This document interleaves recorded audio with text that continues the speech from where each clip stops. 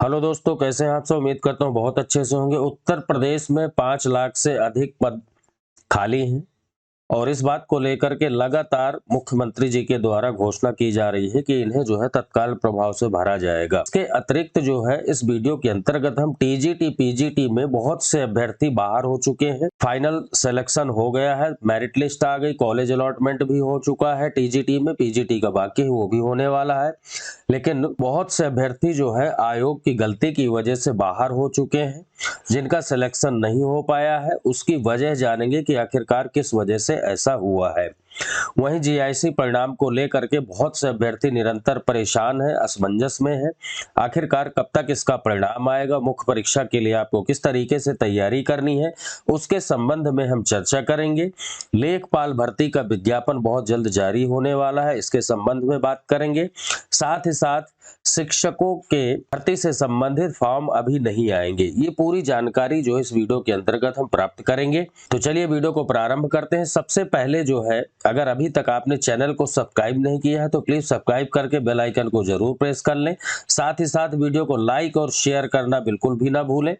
Telegram से नहीं जुड़े हैं तो आप टेलीग्राम जरूर ज्वाइन कर लें। टेलीग्राम में आपको नोट्स वगैरह और अन्य जानकारी उपलब्ध होती रहती है। इन सभी के लिंक जो है इसी वीडियो के डिस्क्रिप्शन में मिल जाएंगे। तो सबसे पहले दोस्तों हम बात करते हैं, जैसा कि लगातार उत्तर प्रदेश के मुख्यमंत्री के द्वारा ये बात हमेशा किसी भी सोशल मीडिया की बात हो या राजनीतिक मंच में कहीं भी आपको सुनने को देखने को मिल जाएगा कि हम उत्तर प्रदेश में 5 लाख पदों पर काल प्रभाव से भर्ती प्रक्रिया शुरू करने वाले हैं। अब वो चाहे शिक्षा विभाग में हो या फिर राजस्व विभाग में हो या फिर पुलिस विभाग में हो, कई तरीके से।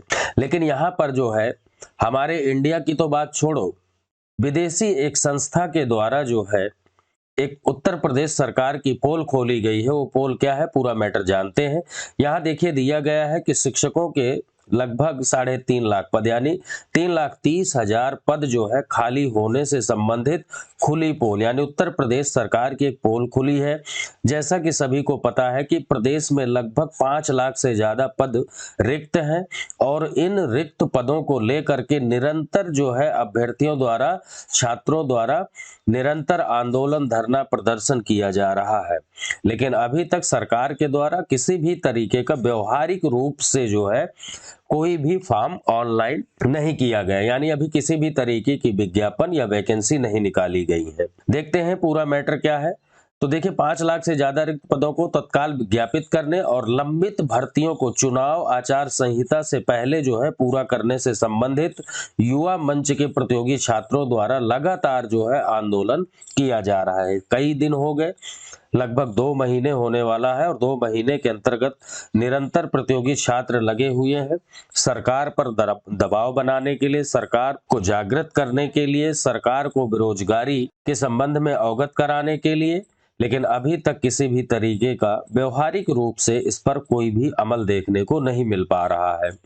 अब सबसे बड़ी बात यह है कि ये जो 3,30,000 पद है, ये खाली होने की जो रिपोर्ट दी है वो किसने दी है, यूनेस्को के द्वारा रिपोर्ट दी गई है कि उत्तर प्रदेश में जो है इतने पद शिक्षकों के हैं, सिर्फ ये जो है शिक्षकों के पद हैं इतने जो कि खाली हैं। अब इन शिक्षकों में चाहे वो प्राइमरी हो या फिर जूनियर हो या फिर टीजीटी हो या पीजीटी हो या जीआईसी लेक्चरर, इन सभी की वैकेंसियां जो है खाली है, जिसमें कि उत्तर प्रदेश सरकार इस पर ध्यान नहीं दे रही है। वहीं दूसरी तरफ अगर बेरोजगारी का आलम देखें उत्तर प्रदेश में तो चरम स्थिति पर है।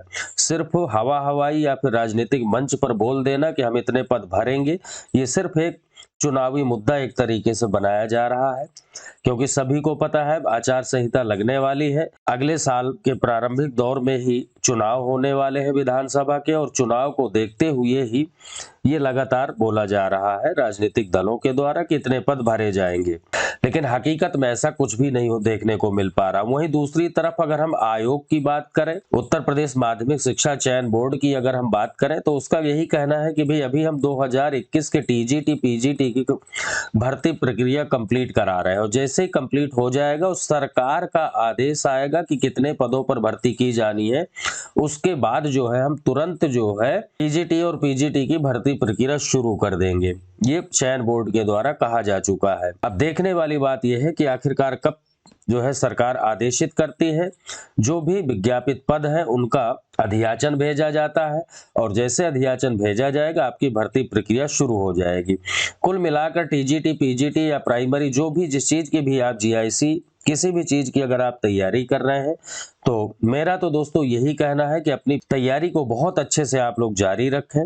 तैयारी या पढ़ाई बिल्कुल भी बंद मत करें। आपने देखा होगा अभी हाल ही में जो टीजीटी, पीजीटी का पेपर हुआ है और जिनका सिलेक्शन हुआ है, अगर आपने भी पेपर दिया है, आपका किसी कारणवश नहीं हो पाया तो ये मान के चलो कि आप सीधे सीधे 3 साल पीछे हो चुके हैं उनसे हर मामले में, चाहे वो प्रमोशन का मैटर हो या सैलरी का मैटर हो या फिर समाज में रिपुटेशन का मैटर हो, कुछ भी किसी भी तरीके से आप देख लें, इतने पीछे हो गए। लगातार मैं शुरू से ही एक बात बोलता चला आ रहा हूं कि भैया पढ़ाई बंद मत करो, बिल्कुल भी पढ़ाई करते रहो।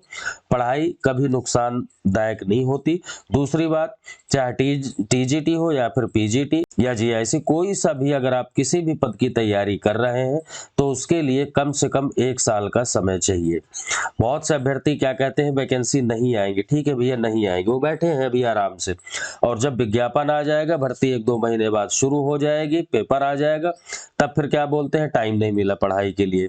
इतनी बड़ी पोस्ट है, सभी को पता है। पीजीटी 4800 ग्रेड पे की वैकेंसी है, टीजीटी 4600 ग्रेड पे की भर्ती है, और अगर इतनी अच्छी पोस्ट के लिए तुम सोच रहे हो कि सिर्फ 2 महीने या 4 महीने की तैयारी में हम ये पेपर क्लियर कर लेंगे तो बड़ा मुश्किल है। इंटरव्यू देने को अगर मिल भी गया तो सिलेक्शन की गारंटी नहीं है, क्योंकि आपसे बहुत ज्यादा स्टूडेंट ऐसे हैं जो 3-3 साल से तैयारी कर रहे हैं, और जो भी कट ऑफ जाता है उस कट ऑफ से कम 20 नंबर 25 नंबर की ऑलरेडी वो जो है लीड लिए होते हैं।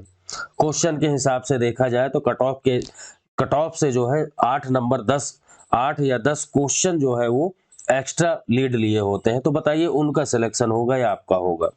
इंटरव्यू में आपको कितने ही अच्छे मार्क्स मिल जाए, लेकिन अगर प्री में आपके मार्क्स कम है तो सिलेक्शन से आप बाहर हो जाते हैं, और ये चीजें जो है इस बार के पीजीटी के रिजल्ट में बखूबी देखने को मिला है। खैर कोई बात नहीं, सरकार का मुद्दा है, देखते हैं कब तक आखिरकार इसे अमली जामा पहनाया जाता है। वहीं दूसरी तरफ अगर हम बात करें कि टीजीटी, पीजीटी बहुत से अभ्यर्थी बाहर हो गए हैं, परेशान है। निरंतर मेरे पास भी कुछ स्टूडेंट के फोन कॉल्स और मैसेजेज आए हैं कि सर हमारा चयन नहीं हो पाया, जबकि कट ऑफ के दायरे में हम आ रहे थे, फिर भी हमारा चयन नहीं हो पाया। तो देखते हैं।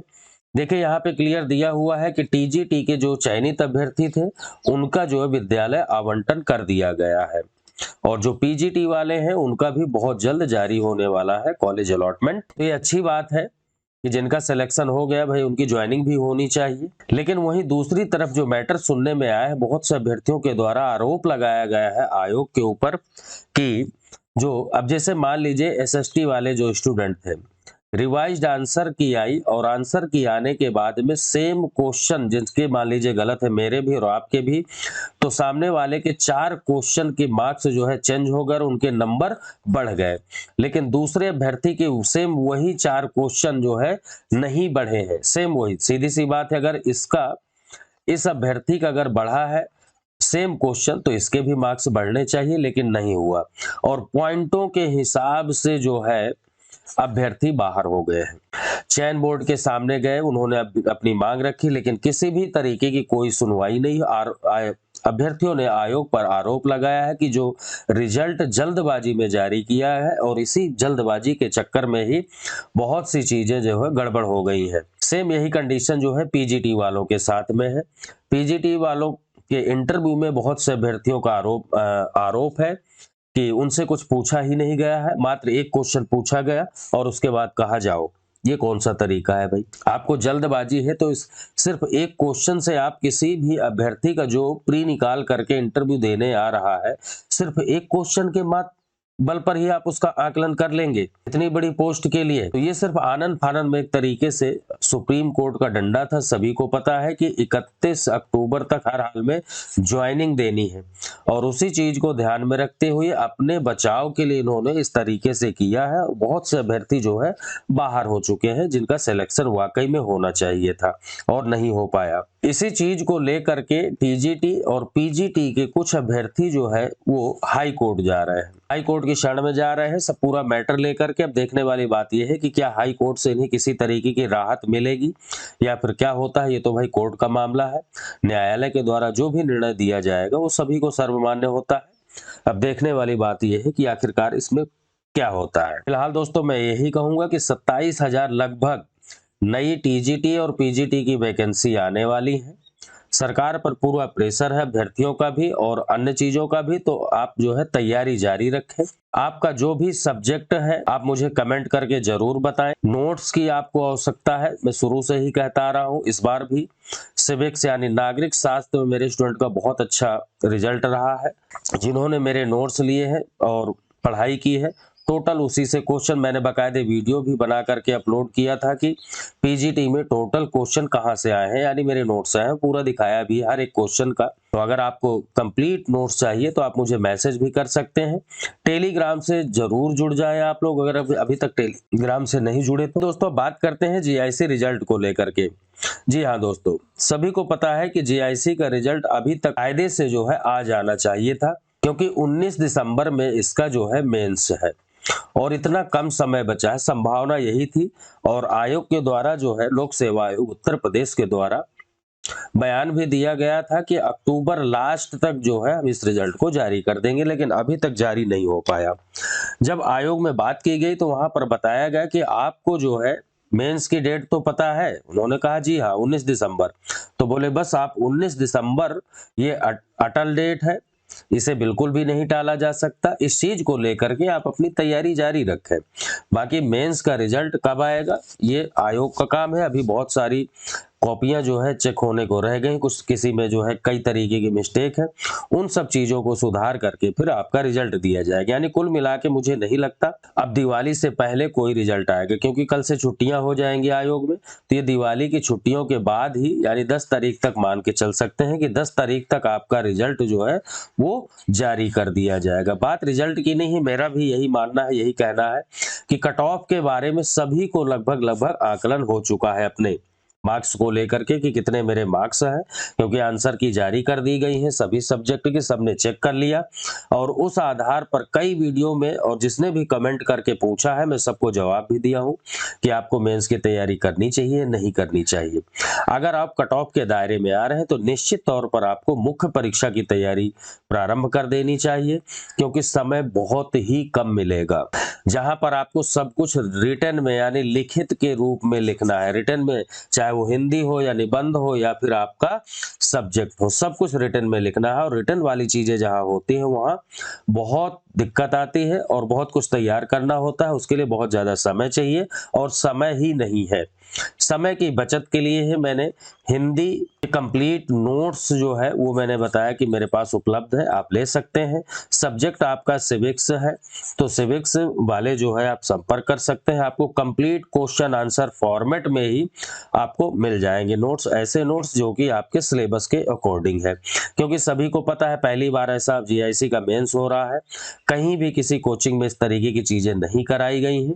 तो अगर आपको आवश्यकता है तो आप ले सकते हैं। वहीं दूसरी तरफ कट ऑफ के बारे में लगातार मैं बताता चला है, लेकिन फिर भी अगर आपको किसी भी तरीके का डाउट है तो आप मैसेज कर सकते हैं।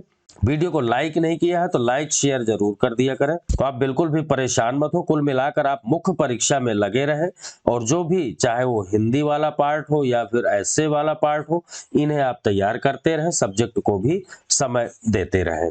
किसी भी तरीके की गाइडेंस जानकारी चाहिए तो आप कमेंट के माध्यम से या मेरे व्हाट्सएप नंबर के माध्यम से भी संपर्क कर सकते हैं। मेरा नंबर है 9997123632।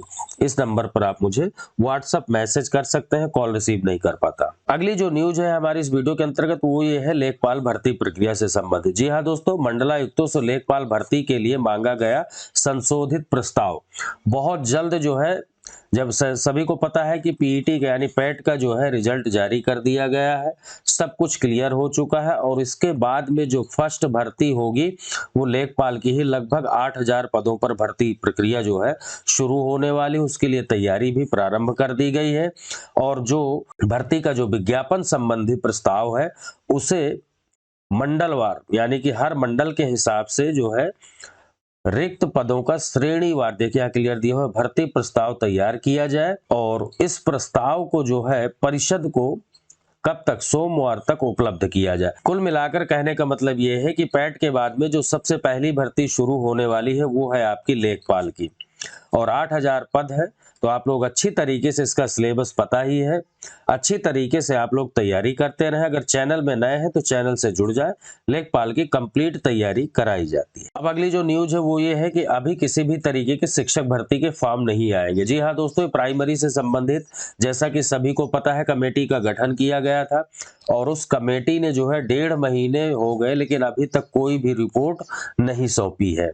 ऐसे में जो है भर्तियों के द्वारा कयास लगाए जा रहे हैं कि ऐसा तो इस तरीके से अगर किया जा रहा है तो विधानसभा चुनाव से पहले ये भर्ती कैसे हो पाएगी। लगभग 75,000 पद जो है प्राइमरी में ये खाली है और इन पर विज्ञापन आना है, लेकिन अभी तक किसी भी तरीके का कोई विज्ञापन तो छोड़ो, जो समिति या कमेटी का गठन किया गया था उसने अपनी रिपोर्ट ही नहीं सौंपी है। और इस चीज को लेकर भी पूरे प्रदेश में धरना प्रदर्शन आंदोलन हो रहे हैं। कुल मिला के कहने का मतलब ये है कि कहीं भी आप देख लो, हर जगह सिर्फ युवा बेरोजगार यही परेशान है। बाकी जिन्हें चुनाव लड़ना है वो अपनी चुनाव की तैयारी कर रहे हैं, उन पर कोई फर्क नहीं पड़ रहा है। ना बेरोजगारी से उन्हें कोई मतलब है, ना किसी भर्ती से मतलब है उन्हें, ना किसी रिजल्ट से मतलब है उन्हें, ना किसी ज्वाइनिंग से मतलब है। अब देखने वाली बात यह है कि आखिरकार कब तक इस पर जो है अमल किया जाता है और प्राइमरी की भर्ती कब तक शुरू होंगी, फिलहाल अभी कुछ नहीं कहा जा सकता।